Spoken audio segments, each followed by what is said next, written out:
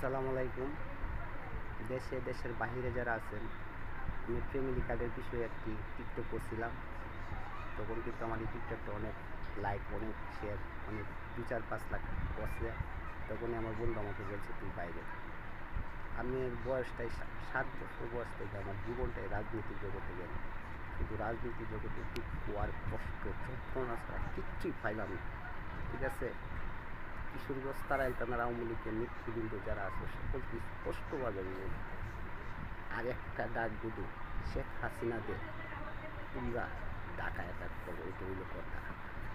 বাংলাদেশের 64টি জেলা, প্রত্যেকের জেলা প্রত্যেকে অ্যাটাক করবো, প্রত্যেকের ইউনিয়ন, প্রত্যেকের ওয়ার্ড, প্রত্যেকের গ্রাম সকলেই অ্যাটাক করবে। এখনও বর্তমানে আমার জননেত্রী শেখ হাসিনা নাই, কিন্তু আমার কিশোরগঞ্জ তারাইল থানা ইউনিয়নটা দল আমার, কিন্তু আমার 7 নং ওয়ার্ডের ভিতরে এমন কোনো ম্যান নাই আমার সামনে কারো কথা বলবে। এখন আমি সত্য নিয়ে আমি কথা বলি, সে আমাকে একা পায়ে মারবো, তাকে আমি যে সময় ধরতে পারবো বুঝতেই পারে পারে যে আমি কী করে। আমি এই বলা, জয় বাংলা, জয় বঙ্গবন্ধু, জয় হোক বাংলাদেশের 64টি জেলার আওয়ামী লীগের নেতৃবৃন্দ। তোমরা সত্য নিয়ে লড়া দিবে, তোমরা কখনো অসত্যকে বাঁচতে দিবে না।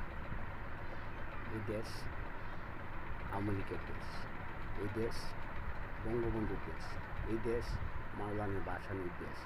আর এই দেশের তারেক জিয়ার আব্বা ছিলেন একজন সরকারি কর্মকর্তা, তিনি ছিলেন সেনাবাহিনী।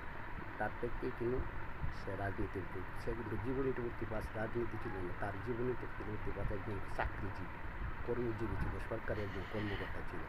রাখি বেশি কথা বললে বেশি ভুল হবে। জয় বাংলা, জয় বঙ্গবন্ধু, জয় হোক বাংলাদেশের 64টি জেলার আওয়ামী লীগের কিন্তু আর যে বুঝে কথাগুলো তো বুঝছই।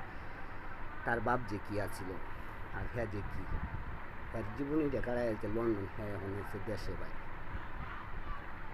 আচ্ছা, আপনিও ভারত থেকে কামান টামান নিয়ে সব কিছু নিয়ে লেডিয়ে আমাদেরকে ডাক দিয়ে আমরা ঢাকা অ্যাটাক করব।